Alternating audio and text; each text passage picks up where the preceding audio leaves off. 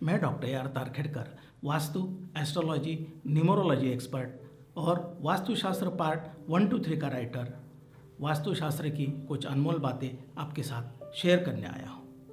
हम मनुष्य गणों के लिए वास्तुशास्त्र एक वरदान है। पिछले वीडियो में हमने देखा वास्तुशास्त्र के दोष के बारे में। अभी हम जानेंगे वास्तुशास्त्र के दोष कितने प्रकार के होते हैं और उन्हें कैसे ठीक किया जा सकता है। कितने प्रकार के होते हैं वास्तु दोष? क्या हम उन्हें ठीक भी कर सकते हैं? ऐसे कौन से वास्तु दोष है जो ठीक नहीं किए जा सकते? नई वास्तु लेते समय हमने कौन कौन सी चीज़ों का ध्यान रखना चाहिए? इन सभी बातों के प्रश्नों के उत्तर जानने के लिए आपको इस वीडियो को अंत तक देखना पड़ेगा। तो चलिए बने रहिए मेरे साथ। शुरू करते हैं।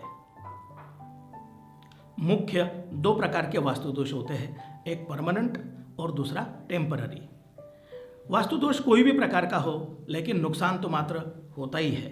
तो सबसे पहले जानेंगे हम परमानेंट वास्तु दोष को। परमानेंट वास्तु दोष में वास्तु का प्लॉट और जो स्ट्रक्चर है उसमें अगर दोष है, दोनों में अगर दोष है, तो हम उसे परमानेंट वास्तु दोष कहते हैं। ऐसे परमानेंट वास्तु दोषों को कुछ हद तक हम रेक्टिफाई कर सकते हैं, लेकिन 100% कभी भी ये पॉसिबल नहीं है। इसलिए नई वास्तु कंस्ट्रक्ट करते समय, कोई भी स्ट्रक्चर कंस्ट्रक्ट करते समय बिल्डर ने यह ध्यान में रखना चाहिए कि उसका प्लान, वास्तु का प्लान एज पर वास्तुशास्त्र बने। वास्तु के इर्द गिर्द जो जियोग्राफिकल कंडीशन होती है वो अगर वास्तुशास्त्र के अनुसार नहीं है तो वो भी हम बदल नहीं सकते हैं। ऐसे सभी वास्तु परमानेंट वास्तु दोष के कैटेगरी में आती है। फॉर एग्जांपल, जैसे कि पूरब में, उत्तर में हमें ढलान यानी कि स्लोप चाहिए, उसके बजाय वहाँ पे चढ़ान है या फिर बड़े बड़े टीले हैं, पर्वत है, तो ये वास्तु दोष हुआ। पश्चिम दक्षिण में नाला है, पानी है, ढलान है, खाई है, तो ये सारे वास्तु दोष है। तो ऐसे वास्तु नहीं लेनी चाहिए। भूमि के अंदर जियोपैथिक फोर्सेस रहते हैं, यानी कि निगेटिव रेडिएशंस ये क्रिएट होते हैं और वो हमें, हमारी वास्तु को तकलीफ पहुंचाते हैं। इनको भी हम रेक्टिफाई नहीं कर सकते हैं। आज लेजर एंटीना और कई अन्य उपकरणों से हम इन्हें ढूंढ सकते हैं और इसको कुछ हद तक हम करेक्ट कर सकते हैं, लेकिन पूरा की पूरा इसका बैड इफेक्ट कभी भी जाता नहीं है। इसलिए वास्तुशास्त्र के अनुसार आपने वास्तु बनाई, घर बनाया या जो भी स्ट्रक्चर बनाया, लेकिन उसमें अगर ये जियोपैथिक फोर्सेस आते हैं, फॉर एग्जांपल आपके बेडरूम में ये जियोपैथिक फोर्सेस आ रहे हैं, तो आप चैन की नींद नहीं ले सकते। फिर आप वास्तु को ब्लेम करेंगे, लेकिन वास्तुशास्त्र तो अपनी जगह पे सही है, लेकिन जियोपैथिक फोर्सेस की वजह से आपको ये सब प्रॉब्लम आ रही है। तो कोई भी वास्तु लेते वक्त जियोपैथिक फोर्सेस को चेक करना इम्पॉर्टेंट है। आप जब नई वास्तु खरीदते हो तो आपको कुछ बातों में ध्यान देना जरूरी है, जैसे कि प्लॉट का शेप कैसा है। चौरस और आयत शेप वास्तु अनुसार अच्छा होता है। अगर वो तिकोनी है, गोलाकार है, टेढ़ा मेढ़ा है, अनियमित आकार का है, तो ऐसी वास्तु नहीं लेनी चाहिए।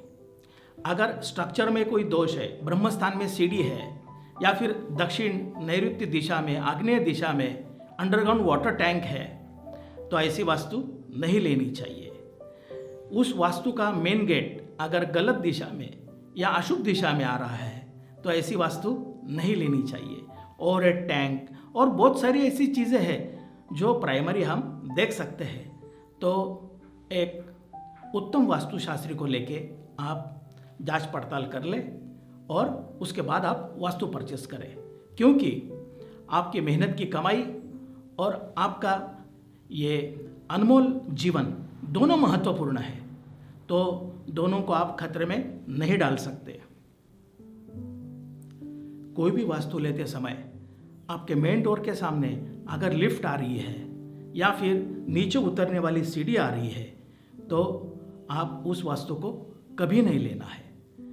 मुख्य प्रवेश द्वार के सामने जब भी इलेक्ट्रिक का खंभा, पेड़, टेलीफोन का खंभा या कुछ भी द्वारवेद आता है, गड्ढा, पानी जो भी आता है, तो ये सब अशुभ है। तो नई वास्तु लेते वक्त आपने इन बातों पर ध्यान जरूर देना चाहिए। अभी जानते हैं वास्तु दोष का दूसरा प्रकार, टेम्पररी वास्तु दोष। क्या होते हैं ये? तो ये ऐसे वास्तु दोष होते हैं जिनको हम सुधार सकते हैं। ये वास्तु के अंदर भी हो सकते हैं या बाहर भी हो सकते हैं। जैसे कि आप वास्तु के अंदर की रचना देख के कुछ बदलाव कर सकते हैं। फॉर एग्जाम्पल, अगर आपका किचन गलत है, आप किचन का स्थान तो नहीं बदल सकते, लेकिन किचन के अंदर जो भी गैस स्टोव रखा है या सिंक है, मिक्सर है, ये सब मूवेबल चीज़ें हैं। आप उनको मूव करके, चेंज करके, रेक्टिफाई करके वास्तुशास्त्र के बेनिफिट्स कुछ हद तक डेफिनेटली पॉजिटिव ले सकते हैं। बेडरूम में आप साउथ की तरफ या वेस्ट की तरफ पैर करके सो रहे, गलत है। तो बेड मूवेबल होता है, अगर मूवेबल है तो उसे मूव करके ऐसा रखिए कि सोते समय आपके पैर उत्तर में या पूर्व में आए। ऐसी बहुत सारी चीज़ें हैं। टॉयलेट का पॉट हम चेंज कर सकते हैं। तो बहुत सारे हैं। जो फर्नीचर है हॉल का, वो मूवेबल है। तो बैठने के समय आप सोफे पे अगर बैठते हो तो ईस्ट और नॉर्थ फेसिंग बैठना चाहिए। अगर वो गलत है तो सोफे को शिफ्ट करके आप मूव करके आप ये बेनिफिट्स ले सकते हैं। और जहाँ पर यह पॉसिबल नहीं है वहाँ पे हम कुछ रेमेडियल मेजर्स भी देते हैं कि जो वास्तुशास्त्र के अनुसार है। इसमें कोई भी यंत्र तंत्र का उपयोग हम कभी करते नहीं है और खर्च वाली बातें कभी बताते नहीं है। और तोड़ फोड़ के तो हम बिल्कुल खिलाफ है। तोड़ फोड़ पॉसिबल ही नहीं है। लेकिन जहाँ पर बहुत बड़े वास्तु दोष है और तोड़फोड़ करनी चाहिए तो हम सजेस्ट करते हैं, अगर वो पॉसिबल है तो। अदरवाइज हम उसको भी कुछ रेमेडियल मेजर्स देके इम्प्रूवमेंट कर लाते हैं। आपकी वास्तु नई हो या फिर आप जिसमें रहते हैं यानी कि एग्जिस्टिंग वास्तु, उसमें आप वास्तुशास्त्र के अनुसार बदलाव करके सुख, समृद्धि, धन वृद्धि, उत्तम आरोग्य निश्चित पा सकते हैं। तो कैसा लगा आपको ये वीडियो? आपको ये वीडियो अगर पसंद आया हो तो इसे लाइक करें, शेयर करें और सब्सक्राइब भी करें। मेरे पिछले वीडियो जिन्होंने देखे नहीं है उनके लिए मैंने लिंक दी है, तो आप उन्हें देख सकते हैं। और अगला वीडियो बहुत ही खास होने वाला है, तो ज़रूर बने रहिए। तब तक के लिए धन्यवाद। जय हिंद।